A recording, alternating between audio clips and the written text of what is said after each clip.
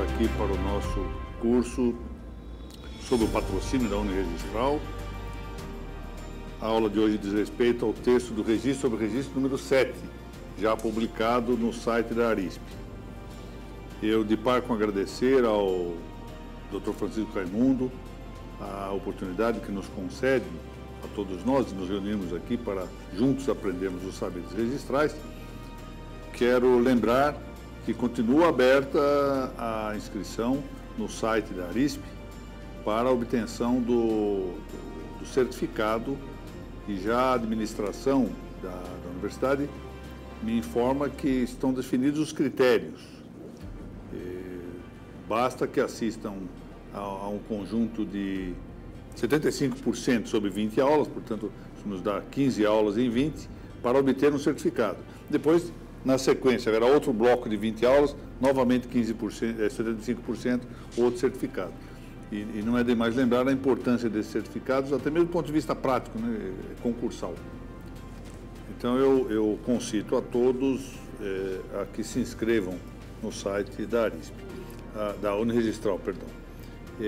Queria também, mais uma vez, saudar a presença aqui entre nós de meu estimado amigo, o juiz da Corregedoria Geral de Justiça de São Paulo, Dr. Gabriel Sormani, é um motivo de muita honra para mim. Saúdo a presença do Dr. Ademar Floranelli, do registrador Dr. Valdecir Bernardo Castiglione, de Itapecerica da Serra, e de todos os demais aqui presentes, já habituais nestas nossas reuniões. E, em particular, renovo a saudação aos amigos que nos assistem pela via informática. E já para o primeiro versado, aqui, como nosso primeiro tema da principiologia registrária, o tema da segurança jurídica no registro de imóveis, o primado desse tratamento foi justificado por se tratar da causa final do registro. Sendo causa final do registro, era a primeira da intenção, já dissemos isso, e por isso se justifica tratar em primeiro lugar. Cabe agora discutir sobre o princípio da independência jurídica do registrador. Ao menos, esses dois princípios, da segurança jurídica e da independência jurídica do registrador, são princípios suprapositivos. Ao menos estes. Eu tenho começado a refletir sobre a possibilidade de que haja ainda outros princípios suprapositivos. Mas, em todo caso, esses dois não há dúvida. O que quer dizer princípio suprapositivo? São princípios que estão postados de modo superior à ordem positiva, ou seja, ao ordenamento jurídico posto, significa leis e costumes, portanto, está acima deles, é superior a essas leis, a esses princípios, sequer precisam esses princípios estarem, portanto, na lei. A lei o que faz é simplesmente reconhecê-los e, às vezes, determinar um ou outro ponto para melhor aclimá-los às circunstâncias de cada povo, de cada tempo também em que as sociedades vivem. E são também princípios anteriores, não só superiores, mas também anteriores, antecedem o ordenamento jurídico. De tal forma que o ordenamento jurídico tem, em relação a esses princípios, o papel de reconhecê-los. A lei, nesse caso, é meramente recognoscitiva. Volto a dizer, pode haver alguma coisa determinativa. Eu vou dar um exemplo paralelo que eu acho que explica bem. Por exemplo, a vedação do homicídio do inocente é um princípio de lei natural. Ou seja, não precisa estar previsto em legislação nenhuma, porque nós sabemos que nós não podemos sair por aí matando pessoas inocentes. Isso é da lei natural. Agora, qual a pena que vai aplicar-se para o caso do homicídio do inocente? Isso vai depender de cada país. Então, essa é a parte determinativa que o ordenamento jurídico pode cumprir. Porque como a pena não está prevista na natureza das coisas, é preciso observar a proporcionalidade, a razoabilidade, combinar, estatuir essas penas. Entendeu? Que é possível, portanto, complementar uma norma ou um princípio de natureza suprapositiva e antepositiva, ou seja, anterior à positividade, por meio de uma determinação, ou seja, de uma lei positiva que visa de algum modo, dar melhor execução, melhor cumprimento a esta norma suprapositiva. Vamos tratar hoje da independência jurídica, um tema bastante delicado nos dias atuais. A palavra independência deriva do verbo latino dependo, infinitivo dependere. Eu já mencionei aqui, se vamos a um dicionário latino, nós vamos encontrar os verbos por sua indicação, por sua referência na primeira pessoa do singular do indicativo. Então, não é como em português. Se nós fosse só ver o verbo dependere em português, nós vamos procurar no infinitivo depender. Em latim seria como procurar aqui o indicativo dependo, eu dependo.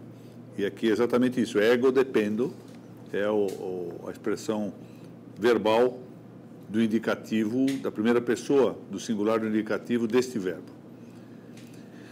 E aí se agregou o prefixo in, cujo conteúdo básico é de uma negação. O in, em geral, constitui, como prefixo, uma negação da palavra que o segue. Inabilitado é aquele que se nega a habilidade, incapaz é o que se nega a incapacidade, o que se nega a capacidade, e independente é o que se nega a dependência. O infinitivo do latim dependo, tanto quanto o nosso vernáculo depender, possui vários sentidos, várias acepções. Pender de, pendurar, derivar de, proceder de, e esta ainda, que aqui mais importa, que é a de estar sujeito a alguém ou alguma coisa. Então, se alguém depende de outro, depende de outra pessoa, está sujeito a esta pessoa. Ainda que seja particularmente, né? Eu dependo de alguma coisa, dependo de uma pessoa para ir a algum lugar. Ainda que segmentadamente, eu não tenho independência para ir a algum lugar se eu dependo de alguém me abrir a porta. Por exemplo. Isso é uma dependência, ainda que casual, às vezes segmentada, mas é uma dependência. E há outras dependências que são estruturais. Deste último sentido, com o afixo de negação, convém que ter independência é, com expressões de Cícero, esse grande orador romano, sui arbitre esse, sum iudicium sequi, ou seja, decidir segundo seu próprio arbítrio, segundo sua própria vontade, ou segundo seu próprio juízo. Na mesma linha, a pessoa independente, ou seja, o independente é o solutus, suo iudicio uti, aquele que segue seu próprio juízo. Bom, a independência, vamos classificá-la agora, uma vez definida, como sempre fazemos. Temos que cuidar da definição, que é um dos modos do saber. O segundo modo do saber é a divisão, o terceiro modo é a argumentação. Então, vamos agora partir para a divisão. A independência pode ser universal ou regional, também chamada particular. Ou ainda, absoluta ou relativa. Universal é que se reconhece em todo o campo, metafísico, gnoseológico ou prático, ou seja, do ser ou dos entes, do conhecer e do agir. Portanto, um espectro muito amplo que se cobre por essa independência universal. Já a independência regional é a que se refere a uma região dos entes, um segmento, uma faixa dos entes do conhecimento ou da ação. Absoluta é a independência que se qualifica de soberana. Bom, independência soberana e independência absoluta. O que é a soberania? Esse é um conceito interessante, porque como a palavra se trivializou, de algum modo, ela acabou também perdendo os seus contornos mais próprios. A soberania, na verdade, é uma qualidade do poder. A soberania, historicamente, correspondeu à ideia do suzerano dos suzeranos. Ou seja, era a suzerania dos suzeranos. Como havia vários suzeranos na história, havia um que era superior a eles. Era o que decidia por último. Por isso, soberano é o suzerano dos suzeranos, aquele que decide em última instância. Poder soberano é aquele poder que tem a qualidade de ser a decisão de última instância. Acima daquilo, ninguém mais decide. Bom, claro que isto poderá ter esferas distintas. Eu dou-lhes um exemplo.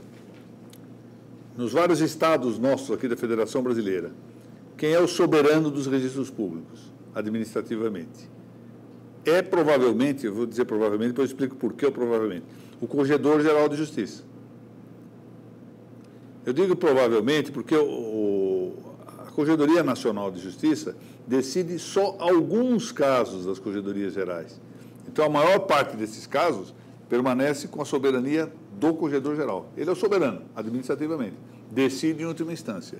Agora, na esfera administrativa, porque pode haver uma esfera jurisdicional que controla a administrativa, então será em outra ordem. Na ordem administrativa, o soberano é o Corregedor-Geral da Justiça. Aqui em São Paulo, como sabem, nós temos um aparente bifrontismo, porque como nós julgamos os recursos das dúvidas pelo Conselho Superior da Magistratura, pode dar a impressão de que o Conselho Superior da Magistratura, que é um órgão colegiado, tenha soberania sobre os registros. Não é assim. O soberano em São Paulo é o desembargador Manuel Calças hoje, Corregedor-Geral da Justiça, administrativamente. Já a relativa é a independência que se dá em certa ordem, sem negar a dependência em outras ordens. Então, dentro de um certo sentido, se nós dissermos que a ordem administrativa concorre com a jurisdicional, nós vamos encontrar a soberania um tantinho dividida. Em matéria de fatos, no caso do Estado federado como Estado brasileiro, matéria de fato, na Justiça dos Estados, quando a competência não for federal. Em matéria de direito, frequentemente de direito nacional ou constitucional, o Supremo Tribunal Federal. Direito infraconstitucional federal, o Superior Tribunal de Justiça. Direito local, municipal ou estadual, o Tribunal de Justiça. São soberanos. Então, isso é equívoco. Uma emérita autoridade jurisdicional brasileira certa vez afirmou isso, que soberano no Brasil só era o Supremo e que as justiças estaduais eram só autônomas. Isso, com todo respeito, não parece ser certo.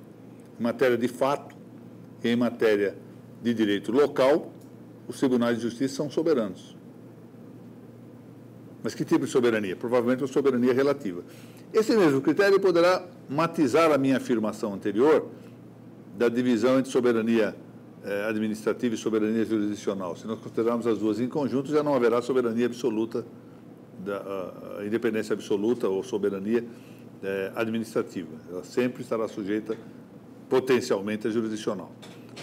Mas se considerarmos em separado, é possível falar em soberania administrativa e em soberania jurisdicional. De Deus, por exemplo, pode dizer-se que é independente absoluto e universalmente. Ou seja, Deus é independente em todo o campo, do ser, do conhecer e agir, e com uma soberania inquestionável. De um Estado contemporâneo, esse que nós vivemos hoje, pode afirmar-se ser independente regional, embora absolutamente.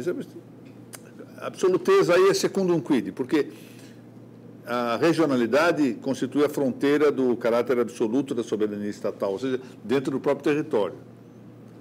Ou seja, é absoluto dentro do próprio território. É o poder de decidir, em última instância, no seu próprio território. Especialmente em tempos de globalização, isso parece ser mais visível, não é? Que as soberanias são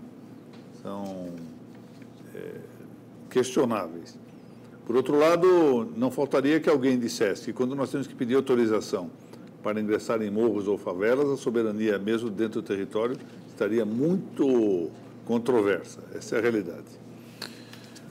O legislador público é independente de modo regional, é só no plano jurídico, e relativo, ou seja, em sua ordem, sem afastar o controle posterior daquilo que o registrador decidiu, suo iudicio uti.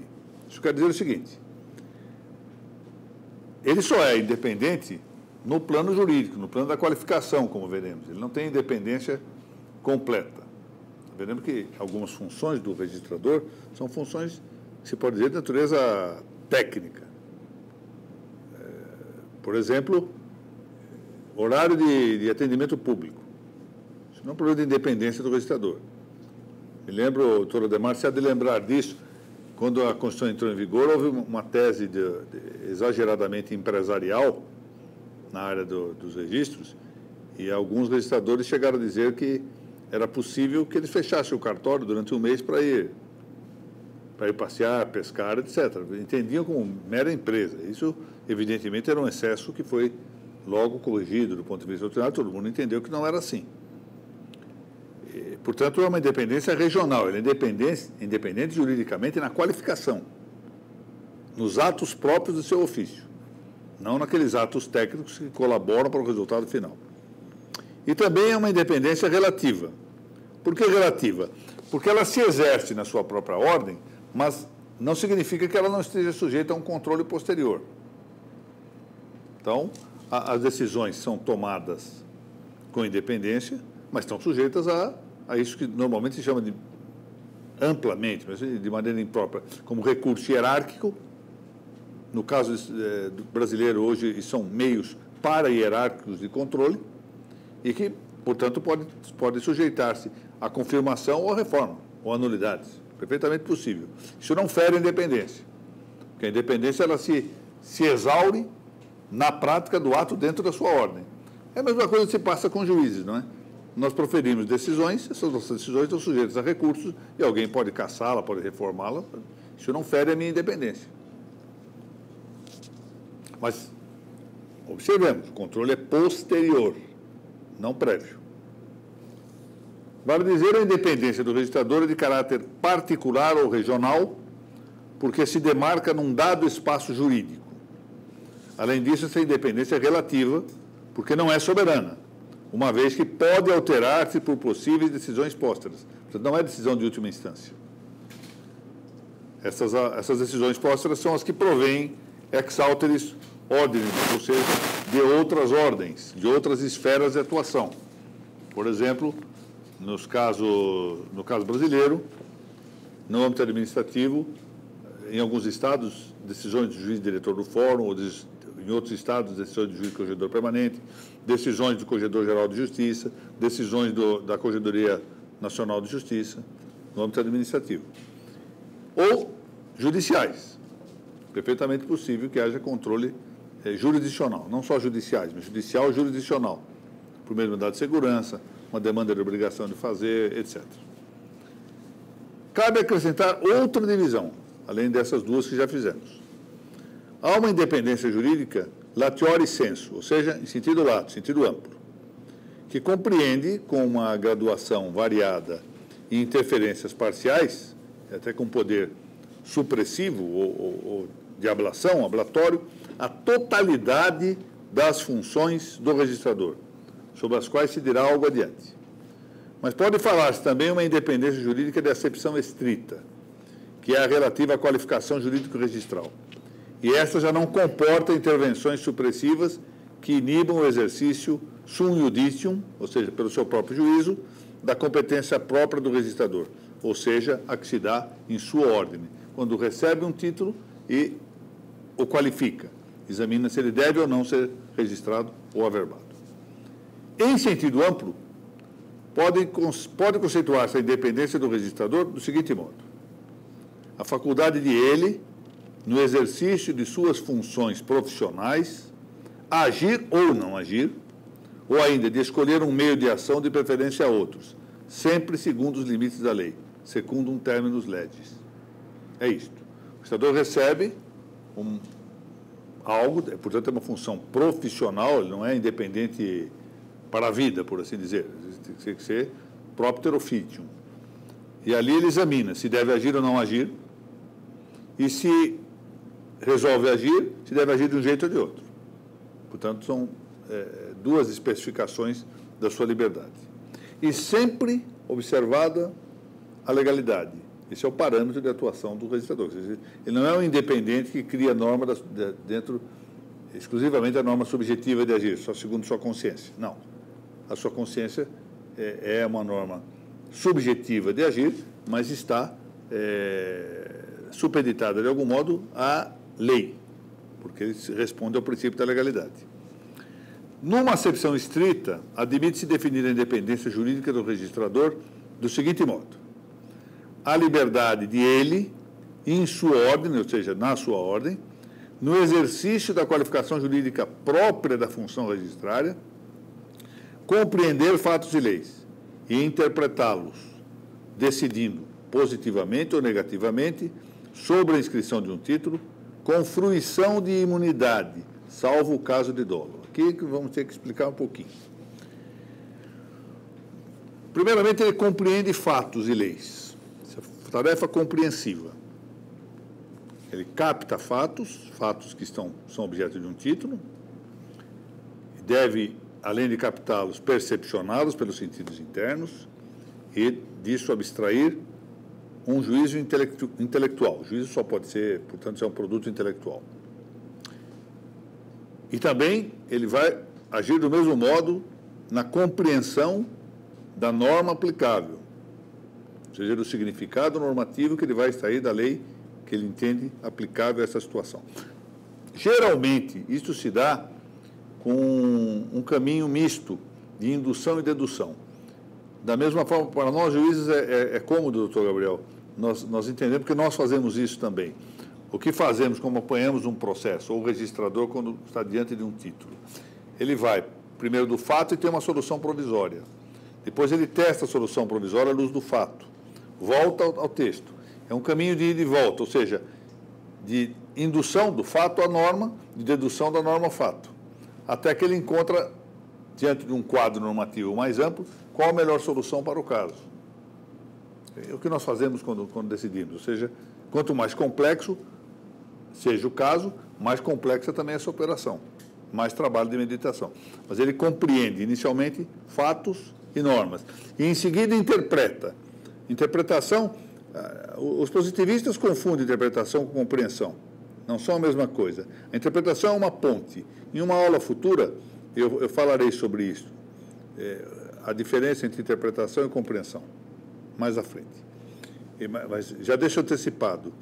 A interpretação é exatamente a ligação entre uma norma e um fato. É esta ponte. O intérprete, por assim dizer, por isso que Hermes é tido como o deus da interpretação. É o mensageiro. Ou seja, faz a ponte entre a norma e o fato. Mas para fazer uma ponte entre norma e fato, eu preciso compreender primeiro o que é o fato. Preciso compreender o que é a norma, para que depois eu possa fazer a ligação entre ambas. Que não é uma pura atividade de subsunção, como a teoria normativista previa, mera dedução da lei. Não. Essa interpretação é algo extremamente complexo, como nós sabemos na nossa atividade diária. Por outro lado, nessa função, eu afirmo isso com todas as letras, o registrador frui de imunidade, ou seja, ele não pode ser punido por uma eventual divergência que se tem em relação à sua compreensão dos fatos ou normas ou da interpretação que faça sobre eles. Salvo o caso de dolo, claro, alguém que propositadamente, dolosamente, com má intenção, interpreta de determinado modo para prejudicar alguém, para obter um efeito desonesto. E é preciso também dizer que isso não significa complacência com as atitudes de pessoas absolutamente ineptas para a função. Por outro motivo, portanto, aqui não se trata de negar a independência de quem decide, mas de controlar a capacidade de quem decide. Pode dar-se muito bem o caso, já se deu outrora, e pode dar-se até mesmo entre concursados, isso é a realidade, o concurso não só não beatifica ninguém, mas também não torna capaz o que é incapaz, ele simplesmente passou no concurso, é diferente. Pode não estar adaptado para a função. Que haja uma sucessão de erros tamanhamente brutais, manifestos, que mostrem que ele não está adaptado à função, não é capaz. Então, não é que ele seja punido porque errou uma qualificação.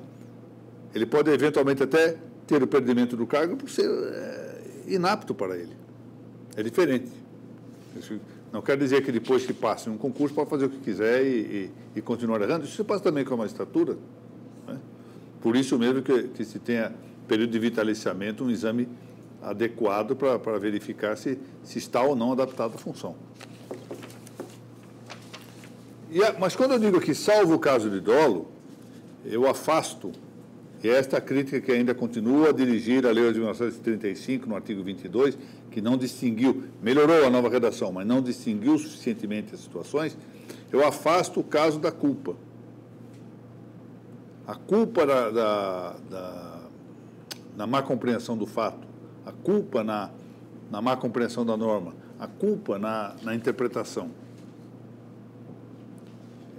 Essa é uma questão de uma falha que pode ocorrer, maior ou menor negligência no exame, mas quase sempre o paradigma, o parâmetro com que se avalia essa culpa é o da doutrina de turno, né? Da doutrina pretoriana de turno. Isso está errado. Ou seja, por que se pensa de um modo e o registrador pensa de outro? Por que o corregedor pensa de um modo e o registrador pensa de outro? Isso não é culpa. Isso é divergência de opinião. Se nós negarmos a possibilidade da divergência de opinião, negamos a independência também. Isso não me parece bem. Exercita o registrador em seu ofício diferentes funções. Aqui que chama a atenção, esse tema é, sobretudo, um tema importante no caso brasileiro, porque nós não estamos distinguindo, ao falar da independência, por isso se fala numa independência latiori sensu, as três funções que, em seu sentido mais geral, se atribuem ao registrador. Ele tem, inicialmente, uma função de natureza poiética ou técnica, ou seja, algumas funções que não são de qualificação jurídica, não são sequer necessariamente de juristas. Por exemplo, realizar buscas nos livros, escrever no livro protocolo, expedir certidões. Isto não é jurídico. Isso é uma tarefa técnica. Outras atividades são de natureza gerencial, gerenciamento administrativo e financeiro, que também não é jurídico. E uma terceira, sim, esta é eminentemente jurídica, que é de caráter prudencial, a qualificação jurídica. Então, vejamos o seguinte, a independência do registrador varia segundo essas várias funções. Ela se diversifica segundo essas várias funções. E eu quero lembrar aqui de passagem, até porque deixei escrito isso, que a função de gerenciamento administrativo e financeiro do ofício pelo registrador, bem prevista em lei. Não for assim, poderia haver alguma dúvida, mas como ela está prevista em lei, não parece haver dúvida de que a responsabilidade é exclusiva do registrador e do notário, prevista no artigo 21 da Lei de 1935. Muito bem. Tomando, por exemplo, a situação brasileira, em que o vigente Código Político prevê o exercício particular do serviço público registral, configura-se em norma subconstitucional o gerenciamento administrativo e financeiro do ofício registrário, como eu acabei de dizer, por ser de responsabilidade exclusiva do registrador. É o doutor Ademar Ferronelli quem responde financeira e administrativamente pelo cartório dele.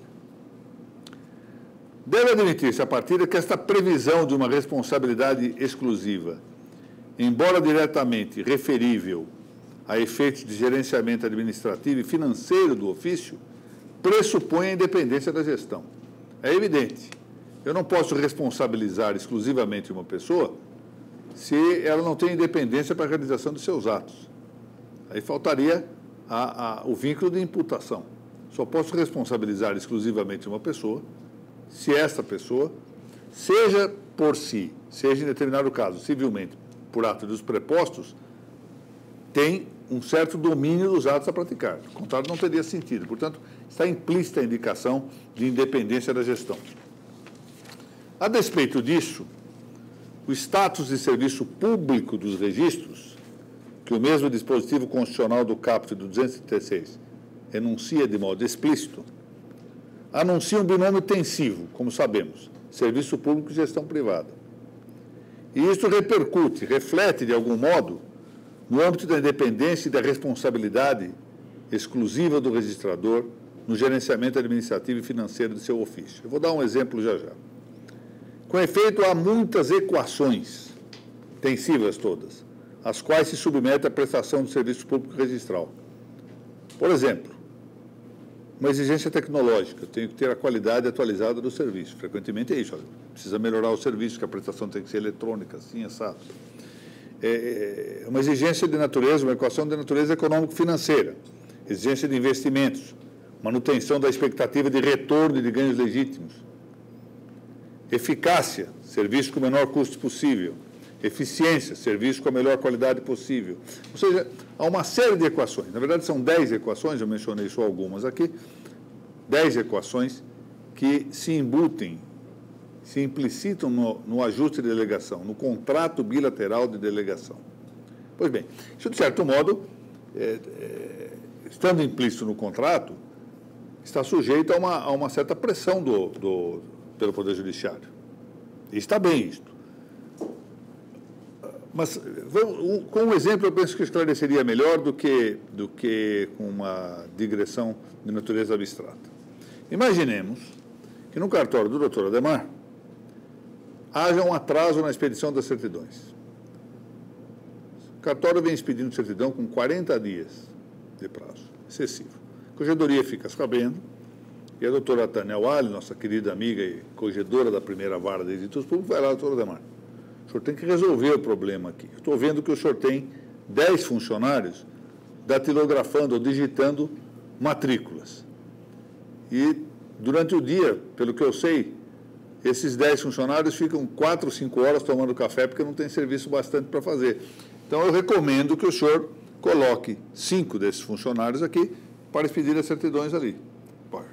É uma recomendação. Bem, o doutor Adhemar resolve não fazer isto. Não faz. Não faz e o serviço continua com problemas do ponto de vista de funcionamento. As certidões continuam em atraso. Ora, ele não será passível, suscetível de punição por não ter cumprido a determinação da mudança, ou a recomendação da mudança dos 5 funcionários de um lado para o outro, porque isso seria uma intervenção naquilo que é ato dele, ele é independente. Mas, aí é outro tema, poderá sim ser punido, porque os resultados do cartório não são eficientes. Então, não é tanto porque ele não cumpriu a recomendação. Tanto é verdade que, se ele conseguir, com o mesmo número de servidores, voltar a ter as certidões expedidas no prazo certo, independentemente da mudança, não há nada a fazer. Ele não deve cumprir. Outro dia, falaram-me de situações inusitadas. Por exemplo, interferências no cartório sobre o modo de colocar livros, como se o livro pode ficar de pé ou deitado, e coisas do gênero. São excessos. Que tipo de água se pode comprar, de que lado se põe a garrafa. Claro, isso é matéria da independência da gestão. Agora, ele responde pelos resultados da má gestão. Isso é uma coisa diversa. Responderá pelo resultado de ter gerido mal, tanto civilmente quanto disciplinarmente. Mas não pode ter uma interferência tal que, em vez de ele ser o responsável, no fundo, ele responde por atos alheios. Responderia por atos alheios. Disso advém que, algumas vezes, excedendo mesmo o âmbito próprio da superintendência pública dos registros, que no Brasil, como sabemos, é exercitada pelo Poder Judiciário, tem-se tolerado, na praxis pretoriana, o exercício de uma potestade que chega a ser interferente nos atos governativos em geral dos ofícios registrados, sobrepujando os limites próprios da orientação, da recomendação, que são típicos do exercício da superintendência. Uma boa superintendência, o doutor Adhemar trabalhou tanto tempo aí com figuras notáveis do nosso judiciário, me lembro aqui do estimado Zé de Melo Junqueira, Narciso Orlando Neto, Gilberto Valente Silva, Paulo Silvério Bratio. Quantas vezes não foram eles a fazer sugestões? Olha, eu orientava no sentido de fazer isso ou aquilo.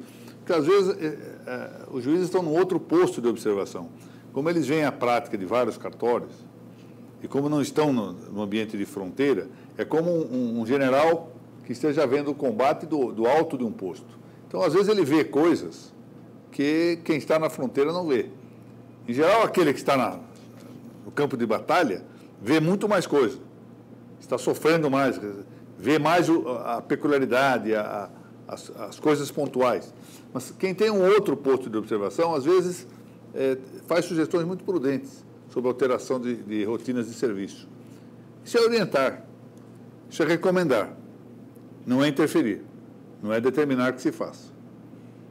Embora, se os resultados não forem de eficiência e eficácia, depois possa haver, olha, eu pedi e sugeri que fizesse mudanças, não fez nem essa nem outras mudanças, os resultados continuaram ruins.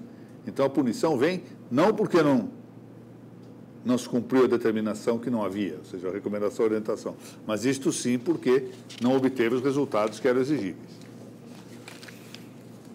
Trata-se aí, é verdade, com a superintendência de uma potestas non judicialis, ou seja, que vale dizer não diretamente sancionatória, que essa é outra coisa que está na moda, normas judiciais estatuindo sanções, sem competência constitucional para isso.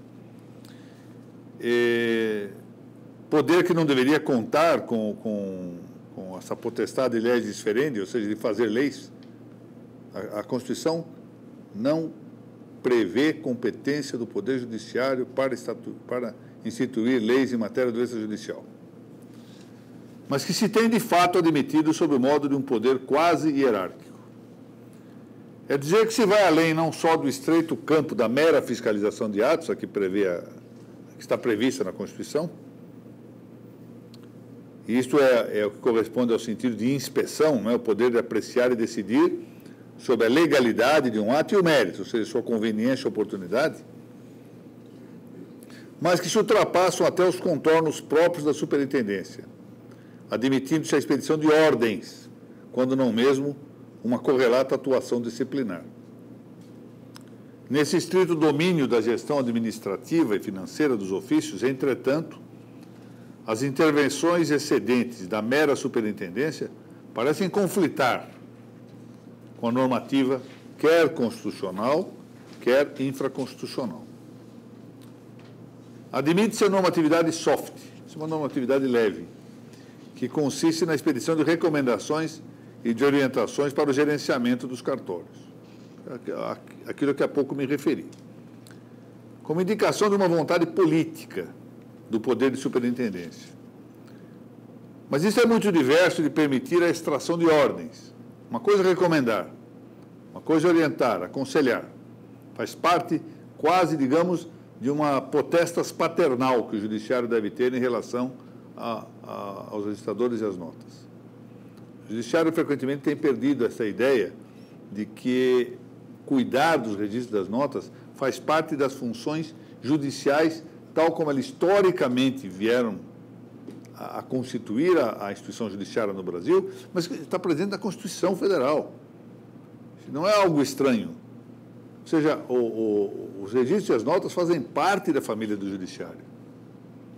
Depois, o judiciário deve comportar-se mais ou menos da maneira de um pai de família, que deve cuidar da sua família, até quando o caso punir. É outra coisa.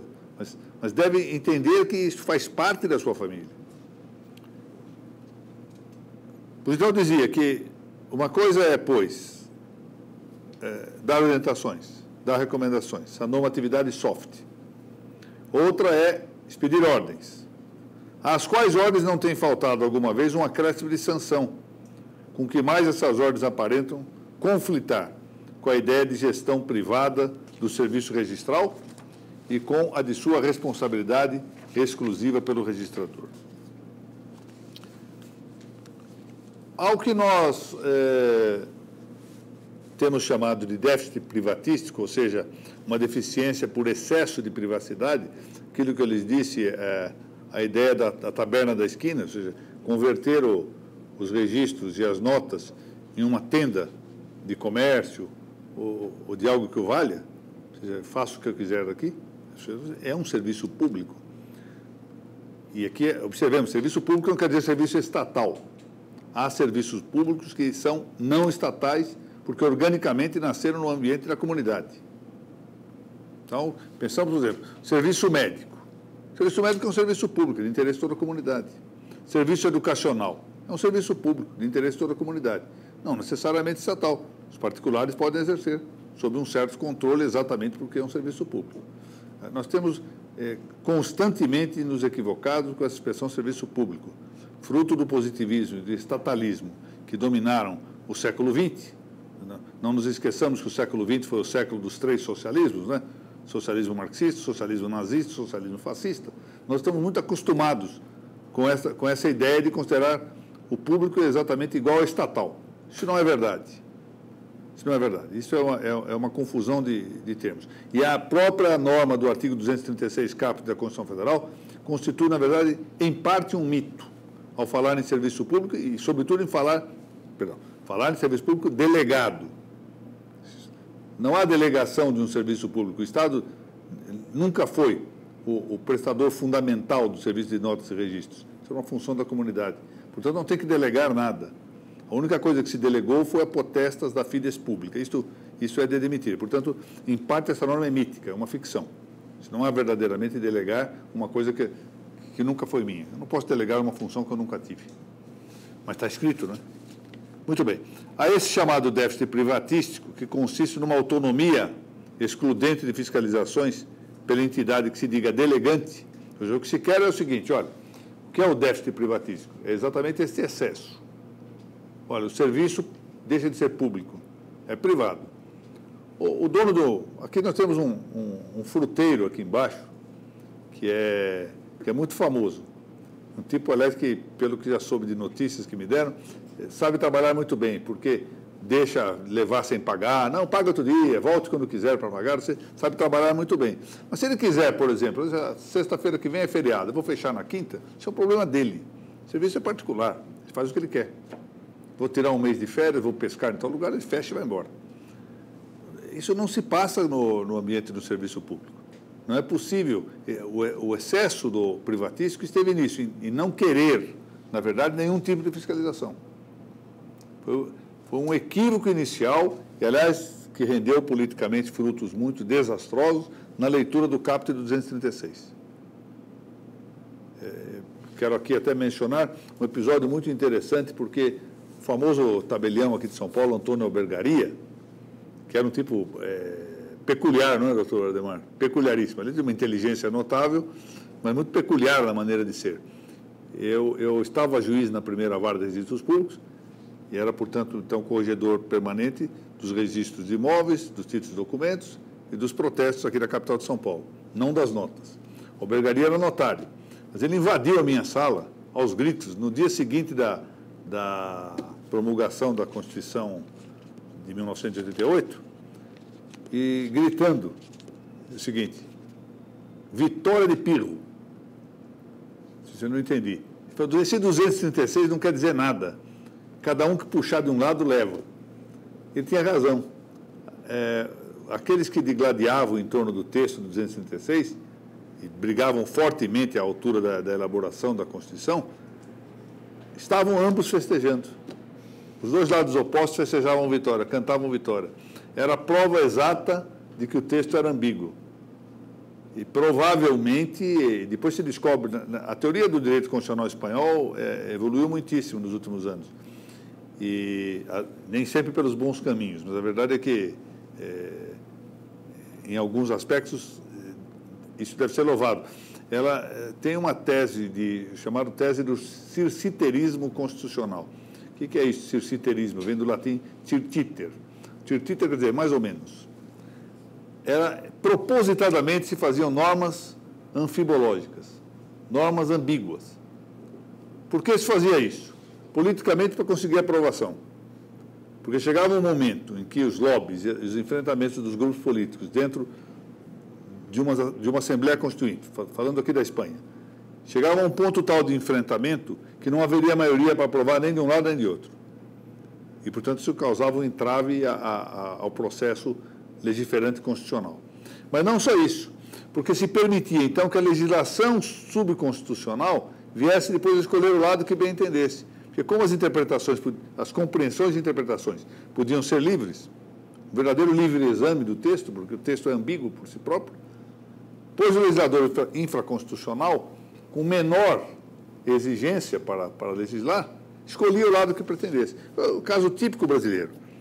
As declarações que se seguiram, que foram noticiadas amplamente na imprensa, ainda hoje é possível pesquisá-las na rede informática, tanto do político Ulisses Guimarães, que teve um papel importante na nossa Constituinte, quanto, posteriormente, do ministro Nelson Jobim, que chegou a dizer que, segundo consta, depois parece que isso foi desmentido, mas parece que numa entrevista ele chega a dizer que houve textos não aprovados e que ele mesmo fez constar depois da Constituição, porque não conseguiria aprovação. Mostra que essa técnica foi utilizada para que se conseguisse chegar a isto que nós temos aí, que chamamos de Constituição Federal. Alguns chamam de Constituição Cidadã, etc. todos sabem as imensas críticas e as muitas reservas que tenho a esse texto constitucional, a ponto de exibir-se como prova o volume de reformas que esse texto já mereceu, o volume de emendas que esse texto já mereceu. Bom, em todo caso, era esse o problema, ou seja, um déficit privatístico e, em contrapartida, um excesso publicístico ou estatalista. Ora, na verdade, esse déficit está contraposto a uma instituição, como já vimos, factual de um poder quase hierárquico. Embora não haja uma hierarquia, juridicamente não se pode dizer que haja uma hierarquia dos registradores públicos e dos notários em subordinação aos poderes judiciários e administrativos correspondentes, a verdade é que há um poder quase hierárquico. E um exemplo disso, o doutor Gabriel está aqui, sabe disso, e não é culpa da gestão do doutor Manuel Calças, é preciso que se diga, é o tamanho quantitativo das normas de serviço do extrajudicial, dos códigos de normas dos vários outros estados da federação. Ou seja, as corregedorias legislam como se fossem efetivamente detentoras de competência constitucional. Tem sido assim. Nós tivemos agora, recentemente, um caso paradigmático, foi da usucapião, chamada usucapião extrajudicial. Ou seja, os próprios registradores e notários, em alguns estados, estavam se negando a aplicar o artigo 1071 do Código de Processo Civil, enquanto as corregedorias locais não editassem seus provimentos. São Paulo, meu estimado amigo desembargador José Carlos Xavier de Aquino, no exercício da corregedoria, editou uma regulamentação para a usucapião judicial antes mesmo do Código de Processo Civil entrar em vigor. Ou seja, regulamentou-se o que ainda iria entrar em vigor, sem que haja nenhuma previsão no Código de Processo Civil de que ao Judiciário coubesse expedir norma regulamentadora. Em outros estados, é sabido que as normas editadas por algumas corregedorias chegam mesmo a enfrentar a lei. Ou seja, não só vão além da lei, criando-se normas preter legem, mas, além disso, se expedem normas contra a legem. Esse é o problema, a pretexto de corrigir deficiências que se veem na lei. Isso é uma concorrência com o Poder Legislativo. Isso é o que se tem chamado ultimamente de ativismo administrativo e judicial. Deixo aqui, apenas faço uma ressalva muito expressiva e explícita. Quero deixar a salva a intenção moral dessas edições normativas. Tanto quanto eu sei, eu tenho essa experiência de ter viajado boa parte do Brasil em contato com corregedores gerais e juízes corregedores, são gente munida de uma retíssima intenção, mas, a meu ver, equivocados porque ocupam um espaço legislativo que não é do judiciário. Isso é um problema objetivo e não subjetivo. Portanto, quero deixar bem a salvo a minha reverência em relação a intenção que move frequentemente as corregedorias. Mas eu não posso concordar com isto. Essas coisas não são cômodas no território da intensividade, serviço público e gestão particular. Porque, com o déficit privatístico, se menospreza o caráter público do serviço. Ou seja, se o doutor Ademar pode fechar o cartório e ver um jogo da Portuguesa de Desportos, que por sinal está acabando, diga-se de passagem, ou ir pescar, é evidente o excesso privatístico, ou seja, o caráter público do serviço determinado. Por outro lado, com a quase hierarquização do poder fiscal, o que se despreza é o exercício privado do ofício, particularmente no caso da qualificação jurídica. O ponto de equilíbrio entre essas oposições está, como deve sempre estar, em que o poder de fiscalização se limite ao exame da legalidade do gerenciamento privado, que nós estamos tratando da gestão. Na próxima aula, vamos prosseguir para tratar do tema da independência na qualificação, que é um tema mais agudo e que deve levar-nos a umas tantas considerações.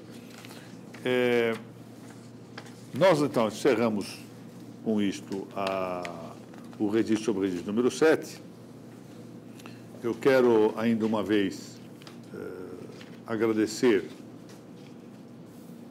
para logo ao serviço administrativo e técnico da Uniregistral, que tem prestado uma colaboração extraordinária, com esmero, com uma dedicação que eu reconheço e agradeço publicamente. Quero agradecer ao Dr. Francisco Raimundo novamente a ocasião que nos permite esta nossa agremiação. E chamo a atenção para um ponto. Hoje em dia, nós temos a ideia de que a universidade constitui em uma universalidade de saberes. Essa é a ideia. Quando se pensa em universidade, pensa-se que então tem que haver um certo número de faculdades ou de cursos, sem o que, para nós, não teria sentido falar em universidade. Mas quando surgiu, a primeira universidade que surgiu em Salerno, antes da de Bolonha, só teve um curso, medicina. E, no entanto, é a universidade. Por que a universidade? Porque se reconhecia que a universidade era, sobretudo, uma sociedade, uma guilda de mestres e estudantes. Ou então, no fundo, eram duas guildas, porque os mestres e estudantes viviam a enfrentar-se nesse tempo. Sociedade de estudantes e mestres e estudantes que juntos se reuniam para estudar e aprender os saberes. Nem sede própria tinham. Era frequente que usassem espaços alugados. Em Paris, por exemplo, usavam até celeiros, estudavam com palha no chão, e as várias nações, porque se dividiam, em geral, em nações de acordo com as suas origens, né, os alemães, os franceses, os normandos, as várias nações carregavam, às vezes, caixotes para poder sentar e ouvir as aulas sentados em caixotes. Não tinha lugar. Às vezes usavam uma igreja, mas era assim que era a universidade, onde se reunissem alunos e estudantes. Portanto, era antes uma sociedade de pessoas do que um prédio, um lugar ou disciplinas que se reúnem. Nós estamos aqui na Uniregistral com esta ideia de estudar apenas uma disciplina. Estamos procurando estudá-la, que é o direito registral. Passamos num momento, eu queria despender mais um minutinho só dos senhores para essa observação. Nós tivemos nos últimos 10 anos um crescimento muito interessante chamemos assim, da dogmática jurídico-registral. Em parte por força dos concursos públicos, para acesso e remoção aos registros e às notas, os concorrentes, os concursantes, se dedicaram muito ao exame do direito oposto. Isso fez com que, de cambulhada, meio sem querer, nós tivéssemos dois problemas, dois desvios metodológicos no estudo do direito registral. Um certo nominalismo, ou seja, começamos a estudar coisas particulares. Nominalismo não faz ciência. Esse é o problema. A ciência do direito registral correu um forte risco nesses 10 anos de morrer. Estudamos muito bem como se aplica o artigo tal, o artigo qual, etc., mas a doutrina começou a desfalecer. Não é que não seja importante estudá-la. É importante também. Não estou dizendo que não se deve estudar a lei posta, mas isso não faz doutrina. E a segunda questão, um certo positivismo. Quer dizer, veio por trás disso uma certa adesão quase que implícita, digamos, inconsciente ao positivismo. Voltamos aos tempos positivistas do período anterior e concomitante à Segunda Guerra Mundial.